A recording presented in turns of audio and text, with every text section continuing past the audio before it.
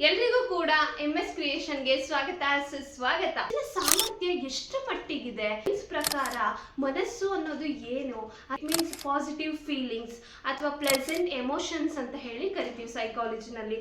ಪುನೀತ್ ರಾಜ್ಕುಮಾರ್ ಅವರು ಏನಂದ್ರೆ, ನಾನು ಹೇಗೋ ಇರಬೇಕು ಅಂತ ಅನ್ಕೊಂಡಿರೋನಲ್ಲ, ಸೊ ಹೀಗೆ ಬದುಕಬೇಕು ಅಂತ ಡಿಸೈಡ್ ಮಾಡಿರೋನು ಅಂತ. ಹೇಗಾದ್ರೂ ಬದುಕಬೇಕು ಅಂತಿದ್ರೆ ನಾನು ಇಷ್ಟು ಕಷ್ಟ ಪಡ್ತಿರ್ಲಿಲ್ಲ. ನನಗೆ ಹೀಗೆ ಬದುಕಬೇಕು ಅಂತ ಗುರಿ ಇದೆ. ಪ್ಲಾನ್ ಎ ಜೊತೆಗೆ ಪ್ಲಾನ್ ಬಿ, ಪ್ಲಾನ್ ಸಿ ಕೂಡ ಇಟ್ಕೋಬೇಕು. ಕಾರ್ ತಗೊಂಡು ಹೋಗ್ತಾ ಇದೀನಿ ಹೊರಗೆ, ಅಕಸ್ಮಾತ್ ಏನಾದ್ರು ಆಕ್ಸಿಡೆಂಟ್ ಆಗ್ಬಿಟ್ರೆ ಸಾಮರ್ಥ್ಯ ಎಷ್ಟು ಮಟ್ಟಿಗಿದೆ ಪ್ರಕಾರ ಮನಸ್ಸು ಅನ್ನೋದು ಏನು.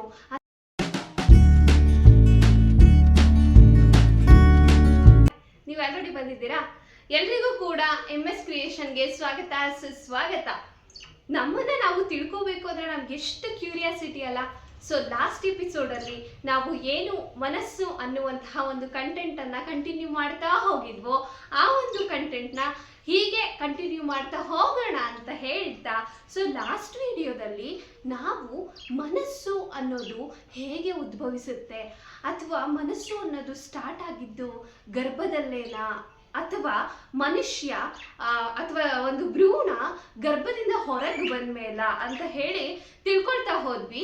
ಹಾಗೇನೆ ಮನಸ್ಸಿನ ಸಾಮರ್ಥ್ಯ ಎಷ್ಟು ಮಟ್ಟಿಗಿದೆ, ಯಾಕೆ ಒಂದಷ್ಟು ಜನ ಶ್ರೀಮಂತರಾಗಿರ್ತಾರೆ ಮತ್ತು ಕೆಲವರು ಬಡವರಾಗೆ ಉಳಿತಾರೆ, ಒಂದಷ್ಟು ಜನ ಬೇಗ ಅಂತಂದ್ರೆ ಅವರ ಆಯಸ್ಸನ್ನ ಮುಗಿಸುವಷ್ಟರಲ್ಲಿ ಅವರು ತೀರ್ಕೊಂಡ್ಬಿಡ್ತಾರೆ, ಆದ್ರೆ ಒಂದಷ್ಟು ಜನ ಅವರ ದೀರ್ಘಾಯುಷ್ಯವನ್ನ ಕಂಪ್ಲೀಟ್ ಮಾಡಿನೇ ಅವರು ತೀರ್ಕೊಳ್ಳೋದು. ಸೊ ಈ ರೀತಿಯಾದಂತಹ ವಿಡಿಯೋ ಯಾಕೆ ಒಬ್ಬರಲ್ಲಿ ಇದು ಸಾಧ್ಯ ಆಗುತ್ತೆ ಮತ್ತೊಬ್ಬರಲ್ಲಿ ಸಾಧ್ಯ ಆಗೋದಿಲ್ಲ ಅನ್ನೋದನ್ನ ನಮ್ಮ ಥ್ಯಾಂಕ್ ಯು ಯೂಟ್ಯೂಬ್ ಚಾನೆಲ್ ಮಾತ್ರ ತಿಳಿಸ್ಕೊಡೋದಕ್ಕೆ ಸಾಧ್ಯ. ಸೊ ಈ ಒಂದು ಮನಸ್ಸು ಎಪಿಸೋಡ್ನ ಕಂಟಿನ್ಯೂ ಮಾಡೋಣ ಬನ್ನಿ. ಸೊ ಹಾಗಾದ್ರೆ ಇವತ್ತು ಯಾವ ಮನಸ್ಸಿನ ಮೇಲೆ ಪ್ರಭಾವ ಬೀರುವಂತಹ ಯಾವ ಒಂದು ಕಂಟೆಂಟ್ನ ನಾವು ತಗೊಬಂದಿದ್ದೀವಿ. ಸೊ ಲಾಸ್ಟ್ ವಿಡಿಯೋದಲ್ಲಿ ಮನಸ್ಸಿನ ಮೇಲೆ ಆಗಿರುವಂತಹ ಅಧ್ಯಯನಗಳನ್ನೆಲ್ಲ ನಾವು ತಿಳ್ಕೊಂಡ್ವಿ.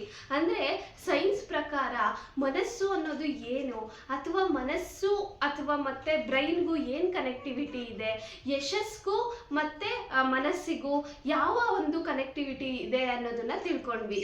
ಇವತ್ತಿನ ಒಂದು ಎಪಿಸೋಡಲ್ಲಿ ನಾವು ತಿಳ್ಕೋಬೇಕಾಗಿರೋದು, ಮನಸ್ಸು ಪ್ರಶಾಂತವಾಗಿದ್ರೆ ಏನೇನೆಲ್ಲ ಸಾಧಿಸಬಹುದು, ಈ ಮನಸ್ಸನ್ನ ಪ್ರಶಾಂತವಾಗಿಟ್ಕೊಳ್ಳೋದ್ರ ಜೊತೆಗೆ ಮನಸ್ಸಿಗೆ ಬರುವಂತಹ ಆಲೋಚನೆಗಳನ್ನ ಹೇಗೆ ಬ್ಯಾಲೆನ್ಸ್ ಮಾಡ್ತಾ ಹೋಗೋದು ಅನ್ನೋದನ್ನ ಈ ಒಂದು ಕಂಟೆಂಟ್ ಅಲ್ಲಿ ತಿಳ್ಕೊಳ್ಳೋಣ ಅಂತ ಹೇಳ್ತಾ, ಸೊ ಇವತ್ತು ಮನಸ್ಸು ಪ್ರಶಾಂತವಾದಷ್ಟು ಅದು ಪ್ರಕ್ಷುಬ್ಧ ಆಗುತ್ತೆ. ಹಾಗೇನೆ ಈ ಮನಸ್ಸು ಪ್ರಶಾಂತತೆ ಅಥವಾ ಪೀಸ್ ಅಥವಾ ಕಾಮ್ ಅಂತ ಅನ್ಕೊಂಡಿದ ತಕ್ಷಣ ನಮ್ಮ ತಲೆಗೆ ಬರೋದು ಯಾರು? ಎಸ್, ಬುದ್ಧ. ಹೌದು, ಬುದ್ಧ ಹೇಳಿರುವಂತಹ ಒಂದು ಸಾಲು, ಆಸೆಯೇ ದುಃಖಕ್ಕೆ ಮೂಲ.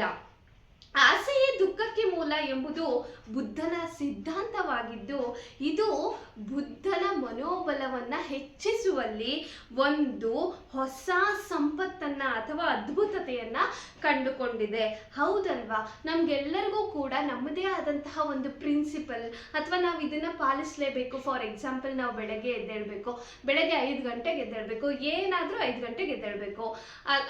ಆ ರೀತಿಯಾದಂತಹ ಯಾವುದೇ ಒಂದು ಪ್ರಿನ್ಸಿಪಲ್ನ ಅಥವಾ ಯಾವುದೇ ಒಂದು ನಿಯಮವನ್ನ ನಮಗೆ ನಾವು ಹಾಕೊಂಡಾಗ ನಮ್ಮಲ್ಲಿ ಒಂದು ಕಂಟ್ರೋಲ್ ಅಥವಾ ನಾವು ಏನೋ ಒಂದನ್ನ ಅಥವಾ ಯಾವುದೇ ಒಂದು ನೆಗೆಟಿವಿಟಿಯನ್ನ ನಿಯಂತ್ರಣ ಮಾಡುವಷ್ಟು ನಮಗೆ ಬಲ ಬಂದಿರುತ್ತೆ. ಜೊತೆಗೆ ಧನಾತ್ಮಕ ಆಲೋಚನೆ, ಧನಾತ್ಮಕ ಭಾವನೆಗಳು ಎಂದೆಂದಿಗೂ ಧನಾತ್ಮಕ ನಡವಳಿಕೆಯನ್ನೇ ಹೊರಹಾಕಿರ್ತವೆ.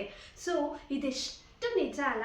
ಸೊ ಧನಾತ್ಮಕ ಆಲೋಚನೆ ಅಂತ ಅಂದರೆ ಪಾಸಿಟಿವ್ ಥಿಂಕಿಂಗ್, ಧನಾತ್ಮಕ ಭಾವನೆ ಎರಡು ಕೂಡ almost all feelings. It means positive feelings ಅಥವಾ ಪ್ಲೆಸೆಂಟ್ ಎಮೋಷನ್ಸ್ ಅಂತ ಹೇಳಿ ಕರಿತೀವಿ ಸೈಕಾಲಜಿನಲ್ಲಿ. ಸೊ ಈ ಪ್ಲೆಸೆಂಟ್ ಎಮೋಷನ್ಸ್ ಯಾವಾಗಲೂ ಪ್ಲೆಸೆಂಟ್ ಬಿಹೇವಿಯರನ್ನು, ಫಾರ್ ಎಕ್ಸಾಂಪಲ್ ನಾವು ಯಾವುದಾದ್ರೂ ಒಂದು ನೆಗೆಟಿವ್ ಥಿಂಕಿಂಗನ್ನು ಮಾಡ್ತಾ ಇರ್ತೀವಿ. ಫಾರ್ ಎಕ್ಸಾಂಪಲ್, ಇವಾಗ ಏನೋ ಒಂದು ಕಾರ್ ಓಡಿಸ್ತಾ ಇರಬೇಕಾದ್ರೆ, ಸೊ ಇವತ್ತು ನಾನು ಕಾರ್ ತೊಗೊಂಡು ಹೋಗ್ತಾ ಇದ್ದೀನಿ ಹೊರಗೆ, ಅಕಸ್ಮಾತ್ ಏನಾದರೂ ಆಕ್ಸಿಡೆಂಟ್ ಆಗಿಬಿಟ್ರೆ ಸೊ ಈ ರೀತಿಯಾದಂತಹ ಒಂದು ಚಿಕ್ಕ ಆಲೋಚನೆ ತಲೆ ಒಳಗಡೆ ಬಂದಾಗ ಸೊ ನಾವೇನು ಅನ್ಕೋತೀವಿ, ಹೋಗ್ಬಿಟ್ಟು ಕಾರ್ ಒಳಗಡೆ ಕುತ್ಕೊಂಡು ಗಾಡಿ ಸ್ಟಾರ್ಟ್ ಮಾಡಿದ್ರೂ ಕೂಡ ಆ ಒಂದು ಆಲೋಚನೆ ಯಾವಾಗಾದ್ರೂ ಎಲ್ಲಾದ್ರೂ ಆಕ್ಸಿಡೆಂಟ್ ಆಗಿಬಿಟ್ರೆ, ಅಥವಾ ನಾವು ಕಾರ್ ತಗೊಂಡು ಹೋಗ್ತಾ ಇರ್ತೀವಿ, ಹೋಗ್ತಾ ಇದ್ದಾಗ ಎಲ್ಲ ಪಕ್ಕದಲ್ಲಿ ಒಂದು ಆಕ್ಸಿಡೆಂಟ್ ಆಗಿರುವಂತಹ ಒಂದು ಸಿಚುವೇಶನ್ ಅನ್ನ ನೋಡ್ತೀವಿ.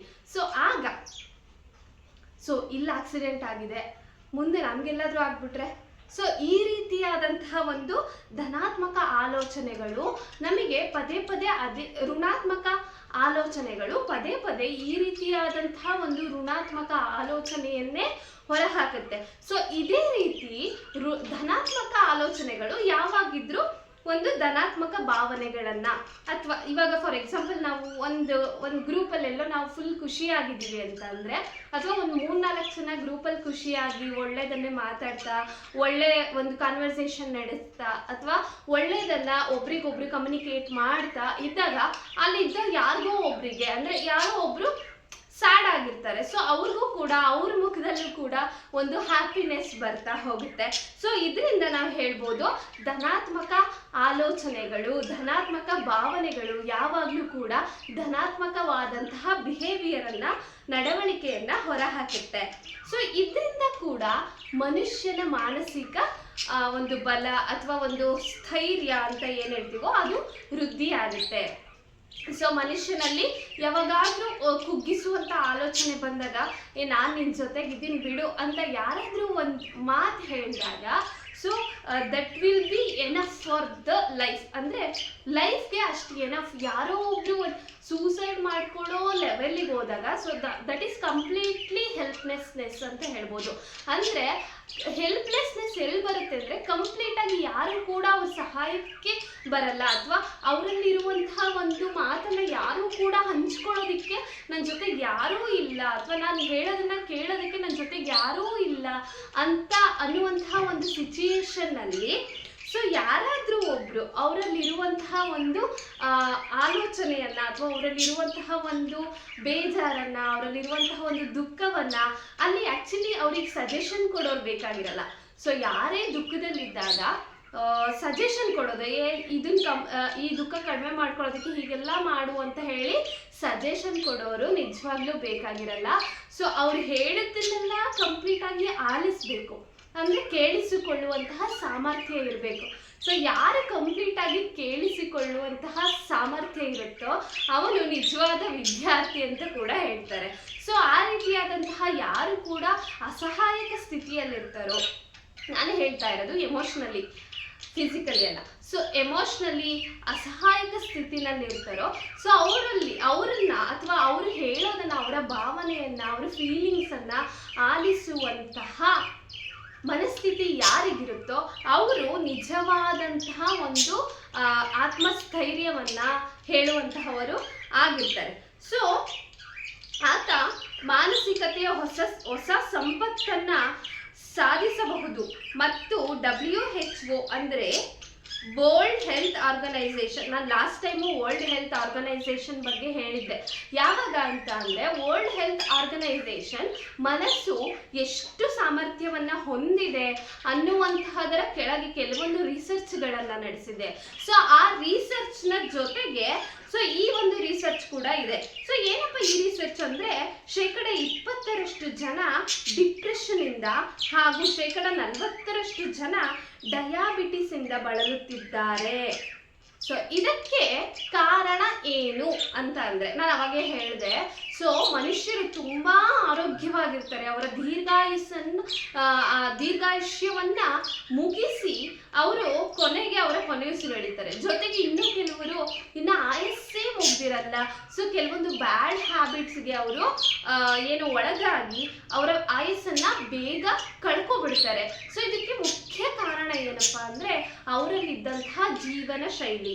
ಸೊ ಜೀವನ ಶೈಲಿ ಹೇಗ್ ಬೇಕೋ ಹಾಗಿದ್ರೆ ಸೊ ಅದರಿಂದ ನಾವು ಏನನ್ನು ಅಂದ್ರೆ ನಮ್ಮ ಮುಂದಿನ ಫ್ಯೂಚರ್ ಅನ್ನ ಡಿಸೈಡ್ ಮಾಡೋದಕ್ಕೆ ಸಾಧ್ಯ ಇಲ್ಲ. ಜೀವನ ಶೈಲಿ ಹೀಗೇ ಇರಬೇಕು. ಸೊ ಯಾವುದೋ ಒಂದ್ ಕಡೆ ಫಿಲಂ ಡೈಲಾಗ್ ಹೇಳ್ತಾರೆ ಪುನೀತ್ ಸರ್, ಏನಂತ ಅಂದ್ರೆ ಪುನೀತ್ ರಾಜ್ಕುಮಾರ್ ಅವರು ಏನಂದ್ರೆ ನಾನು ಹೇಗೋ ಇರಬೇಕು ಅಂತ ಅಂದ್ಕೊಂಡಿರೋನಲ್ಲ, ಸೊ ಹೀಗೆ ಬದುಕಬೇಕು ಅಂತ ಡಿಸೈಡ್ ಮಾಡಿರೋನು ಅಂತ.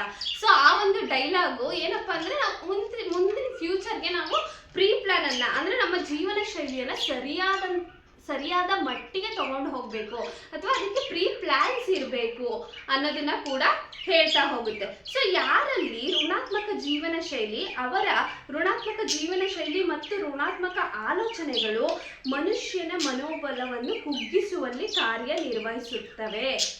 ಸೊ ಯಾರಲ್ಲಿ ನಾನು ಆಗ್ಲೇ ಹೇಳ್ದಾಗೆ ಧನಾತ್ಮಕ ಒಂದು ಆಲೋಚನೆಗಳು ಹೇಗೆ ಧನಾತ್ಮಕ ನಡವಳಿಕೆಯನ್ನು ಹೊರ ಹಾಕುತ್ತೋ, ಸೊ ಅದೇ ರೀತಿ ಋಣಾತ್ಮಕ ಜೀವನ ಶೈಲಿ ಅವರ ಒಂದು ಜೀವನ ಉತ್ಸಾಹವನ್ನ ಕಡಿಮೆ ಮಾಡುತ್ತೆ. ನಾವು ಏನಾದ್ರೂ ಒಂದು ಮಾಡಬೇಕು ಅಂದ್ರೆ ಅದರಲ್ಲಿ ನಿರುತ್ಸಾಹ, ಮಾಡೋದ್ರಾಯ್ತು ಬಿಡು ಅನ್ನೋ ತರ ನಿರುತ್ಸಾಹ ಬರ್ತಾ ಹೋಗುತ್ತೆ.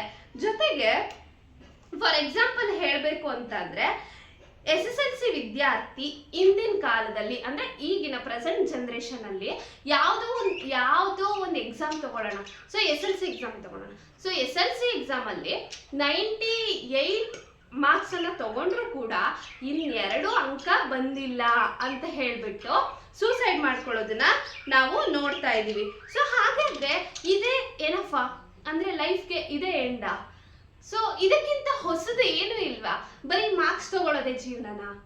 ಸೊ ಈ ರೀತಿಯಾದಂತಹ ಕ್ವಶನ್ ತಗೊಂಡೋದ್ರೆ ಮಾರ್ಕ್ಸ್ ಅಲ್ಲೇ ನಾವು ಆಸಕ್ತಿಯನ್ನ ತೋರಿಸಿ ಮಾರ್ಕ್ಸ್ ಇಂದನೇ ಜೀವನ ನಡೆಸಿ ಅಥವಾ ಮಾರ್ಕ್ಸ್ ಇಂದನೇ ನಮ್ಮ ಜೀವನ ತೃಪ್ತಿಯನ್ನ ಕಂಡುಕೊಳ್ಳೋದಕ್ಕೆ ಸಾಧ್ಯನಾ? ಸೊ ಇದನ್ನ ಬಿಟ್ರೆ ಬೇರೆ ಏನು ಸಾಧ್ಯ ಇಲ್ವಾ? ಅಂದ್ರೆ ಮಾರ್ಕ್ಸ್ ಅನ್ನೋದು ಒಂದು ಕೆಳಮಟ್ಟದ್ದು ಅಥವಾ ಅದು ಕಡಿಮೆ ಇದ್ರೆ ಕಡಿಮೆ ಆಗಬೇಕು ಅಂತ ನಾನು ಹೇಳ್ತಾ ಇಲ್ಲ ಇಲ್ಲಿ. ಸೊ ಮಾರ್ಕ್ಸ್ ಕೂಡ ಮುಖ್ಯ, ಆದ್ರೆ ಬದುಕನ್ನ ಮೀರಿದ್ದು ಮಾರ್ಕ್ಸ್ ಅಲ್ಲ. ಅಂದ್ರೆ ಸಾವನ್ನ ನಾವು ತಗೋಬೇಕು ಅಥವಾ ಆತ್ಮಹತ್ಯೆಯನ್ನ ಮಾಡ್ಕೋತಿದೀವಿ ಅಂದ್ರೆ ಸೊ ಆತ್ಮಹತ್ಯೆನ ಮಾಡ್ಕೊಳ್ಳೋದಕ್ಕೂ ಮಾರ್ಕ್ಸಿಗೂ ಏನು ಸಂಬಂಧ ಇಲ್ಲ. ಜೀವನ ಇದ್ರೆ ನಾವು ಇನ್ನೊಂದ್ಸಲ ಎಕ್ಸಾಮ್ ಬರೆದ್ಬಿಟ್ಟು 98 ಏನೋ 100 ತಗೋಬಹುದು. ಬಟ್ ಜೀವನನೇ ಇಲ್ಲ ಅಂತ ಅಂದ್ರೆ ಅಲ್ವಾ? ಯೋಚನೆ ಮಾಡ್ಬೇಕು ನಿಜವಾಗ್ಲೂ. ಯಾಕಂದ್ರೆ ನಾವು ಯಾವಾಗ ಜೀವನದಲ್ಲಿ ಫೇಲ್ಯೂರ್ ಆಗ್ತಾ ಹೋಗ್ತೀವೋ ಆಗ ಸೊ ಈ ವೇ ಇಲ್ಲ ಅಂದ್ರೆ ಮತ್ತೊಂದು way. For example plan A ನಾವೇನೋ ಮುಖ್ಯ ಗುರಿ ಅಥವಾ ಮುಖ್ಯ ಯಶಸ್ಸು ಅಂತ ಅನ್ಕೊಂಡಿದೀವಿ ಅಂದ್ರೆ ಈ ಪ್ಲಾನ್ ಎ ಒಂದೇ ನಾವು ಇಟ್ಕೋಬಾರ್ದು ಜೀವನದಲ್ಲಿ. ಪ್ಲಾನ್ ಎ ಜೊತೆಗೆ ಪ್ಲಾನ್ ಬಿ, ಪ್ಲಾನ್ ಸಿ ಕೂಡ ಇಟ್ಕೋಬೇಕು. ಪ್ಲಾನ್ ಎಗೆ ಸತತ ಪ್ರಯತ್ನ ಮಾಡ್ತಿರ್ಬೇಕು. ಆದ್ರೆ ಪ್ಲಾನ್ ಎಗೆ ನಾವು ಪ್ರಯತ್ನ ಮಾಡಿ ಕೂಡ ಸೊ ಸಿಚುಯೇಷನ್ ಅಥವಾ ಸಂದರ್ಭ ಅಂತ ಅಂತಾರಲ್ವಾ, ಸೊ ಆ ರೀತಿ ಏನೋ ಸಂದರ್ಭ ಬಂದ್ಬಿಟ್ಟು ಅದು ಪ್ಲಾನ್ ಎ ಆಗದೆ ಇರಬಹುದು. ಆದ್ರೆ ಆ ಪ್ಲಾನ್ ಎ ಆಗಿಲ್ಲ ಅಂತ ಅಂದ್ಬಿಟ್ಟು ಸೊ ಅಷ್ಟಕ್ಕೆ ಸ್ಟಿಕ್ ಆನ್ ಆಗಿ ಅದರಿಂದನೇ ಜೀವನ ಕಳ್ಕೋಬಾರ್ದು. ಸೊ ಅದಕ್ಕೋಸ್ಕರ ನಾವು ಪ್ಲಾನ್ ಬಿ, ಪ್ಲಾನ್ ಸಿ ಎಲ್ಲ ಸೆಟಪ್ ಮಾಡ್ಕೊಂಡಿರ್ಬೇಕು. ಸೊ ಅದರಿಂದ ಕೂಡ ನಾವು ಯಾವಾಗ ಈ ರೀತಿಯಾದಂತಹ ಪ್ರೀ ಪ್ಲಾನ್ ನ ಮಾಡ್ತಾ ಹೋಗ್ತೀವೋ ಸೊ ಅಥವಾ ಮನಸ್ಸನ್ನ ಇದರಿಂದ ನಾವು ಪ್ರಶಾಂತವಾಗಿ ಇಟ್ಕೋಬಹುದು.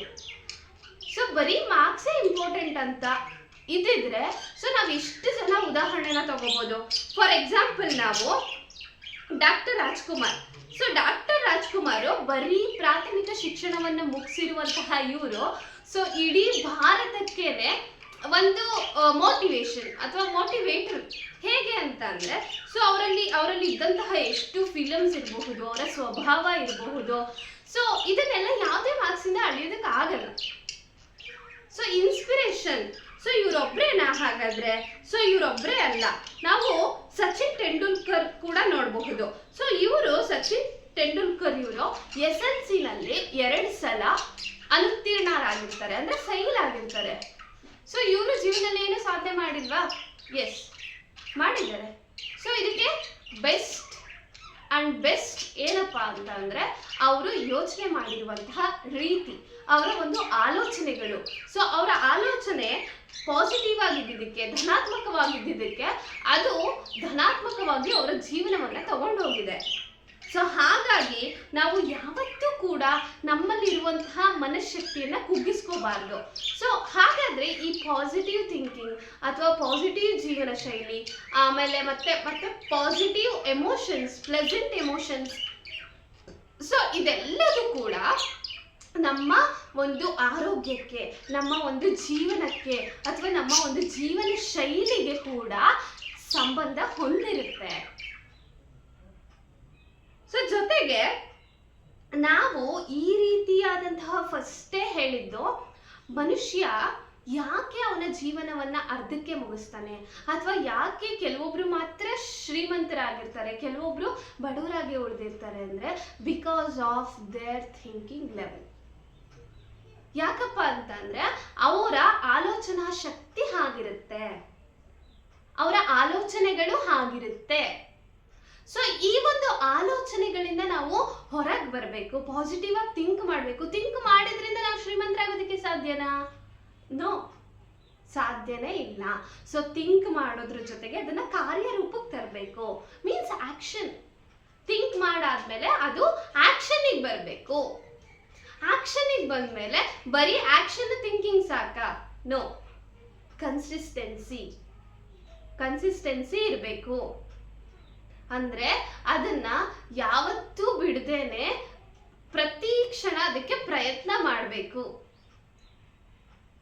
ಸೊ ಈ ಮೂರೂ ಇದ್ದಾಗ ವಿ ವಿಲ್ ಅಚೀವ್ ಸಮಥಿಂಗ್. ನಾವು ಏನ್ ಬೇಕಾದ್ರೂ ಅಚೀವ್ ಮಾಡೋದಕ್ಕೆ ಸಾಧ್ಯ. ಸೊ ಇದು ಒಂದ್ ಕಡೆ ಆದ್ರೆ, ಸೊ ಇವತ್ತಿನ ದಿನದಲ್ಲಿ ನಾವು ಮನಸ್ಸಿನ ಬಗ್ಗೆ ಪಾಸಿಟಿವ್ ಥಿಂಕಿಂಗ್, ನೆಗೆಟಿವ್ ಥಿಂಕಿಂಗ್ ಇಂದ ನಾವು ಹೇಗೆ ಜೀವನ ಶೈಲಿಯನ್ನ ನಿರ್ವಹಿಸ್ತೀವಿ, ಪಾಸಿಟಿವ್ ಥಿಂಕಿಂಗ್ ಇಂದ ಹೇಗೆ ಜೀವನ ಶೈಲಿಯನ್ನ ವೃದ್ಧಿ ಮಾಡ್ಕೋತೀವಿ ಅನ್ನೋದ್ರ ಬಗ್ಗೆ ತಿಳ್ಕೊಂಡ್ವಿ. ಸೊ ನೆಕ್ಸ್ಟ್ ಈ ಒಂದು ಮನಸ್ಸಿನ ಎಪಿಸೋಡ್ ಕಂಟಿನ್ಯೂ ಆಗ್ತಾ ಹೋಗುತ್ತೆ. ಅದಕ್ಕೆಲ್ಲ ನೀವು ಕಾಯ್ತಾ ಇರಿ, ಯಾಕಂದ್ರೆ ಟೈಮ್ ಸಾಲಲ್ಲ ಬಹಳ ವಿಷಯ ತಿಳಿಸೋದಕ್ಕೆ. ಸೊ ಹಾಗಾಗಿ ನೆಕ್ಸ್ಟ್ ಒಂದು ಕಂಟೆಂಟ್ ಅಲ್ಲಿ ನಾವು ಹೇಗೆ ಮನಸ್ಸನ್ನ ಕಂಟ್ರೋಲ್ ಮಾಡಬೇಕು, ಮನಸ್ಸಿನ ಒಂದು ಬಲವನ್ನ ಹೇಗೆ ಹೆಚ್ಚಿಸ್ಕೊಳ್ಬೇಕು ಅನ್ನೋದನ್ನ ನಾವು ನೆಕ್ಸ್ಟ್ ಎಪಿಸೋಡ್ ಅಲ್ಲಿ ನೋಡೋಣ. ಜೊತೆಗೆ ನಾನು ಇನ್ನೂ ಬಹಳ ಅನ್ಕೋತಿದ್ದೀನಿ. ಸೊ ಈ ಒಂದು ಮನಸ್ಸಿನ ಎಪಿಸೋಡ್ಸ್ ಏನಿದೆ, ಇದು ಇನ್ನೊಂದು 2-3 ದಿನದಲ್ಲಿ ಕಂಪ್ಲೀಟ್ ಆಗುತ್ತೆ. ಸೊ ಕಂಪ್ಲೀಟ್ ಆದ್ಮೇಲೆ ನಾವು ವಿಷನ್ ಬೋರ್ಡ್ ಕಡೆ ಫೋಕಸ್ ಮಾಡೋಣ. ಎಸ್, ಸೊ ಯಾರ್ಯಾರಿಗೆಲ್ಲ ವಿಷನ್ ಬೋರ್ಡ್ ಅಂದ್ರೆ ಬಹಳ ಇಷ್ಟ ಇದೆ, ನಾನು ಕೂಡ ವಿಷನ್ ಬೋರ್ಡ್ ಮಾಡಬೇಕು, ವಿಷನ್ ಬೋರ್ಡ್ ಅಂದ್ರೆ ಏನು, ಸೊ ಎಲ್ಲರೂ ಕೂಡ ಯಾಕೆ ಇವಾಗ ವಿಷನ್ ಬೋರ್ಡ್ ಕಡೆ ತಿರುಗಿದ್ದಾರೆ ಅಂತ ಹೇಳ್ಬಿಟ್ಟು ನಾವು ಅಪ್ಕಮಿಂಗ್ ವಿಡಿಯೋಸ್ ಅಲ್ಲಿ ನೋಡ್ತಾ ಹೋಗೋಣ. ಸೊ ಇವತ್ತು ಯಾರ್ಯಾರೆಲ್ಲ ಈ ಒಂದು ಮನಸ್ಸು ಅನ್ನುವಂತಹ ಕಂಟೆಂಟ್ ಬಗ್ಗೆ ನೋಡ್ತಾ ತಿಳ್ಕೊಳ್ತಾ ಹೋಗಿದ್ದೀರೋ, ಜೊತೆಗೆ ನಿಮ್ಮ ಬಗ್ಗೆ ನೀವು ನನ್ನ ವಿಡಿಯೋಗೆ ಇಷ್ಟೊಂದು ಟೈಮ್ ಕೊಟ್ಟು, ಇಷ್ಟೊಂದು ಸಮಯ ಕೊಟ್ಟು ನೋಡ್ತಾ ಇದ್ದೀರೋ, ಸೊ ಅವರೆಲ್ಲರಿಗೂ ಕೂಡ ತುಂಬ ಹೃದಯದ ಧನ್ಯವಾದಗಳು. ಸೊ ನೆಕ್ಸ್ಟ್ ವಿಡಿಯೋದಲ್ಲಿ ನಾವೆಲ್ಲರೂ ಸಿಗೋಣ. Thank you.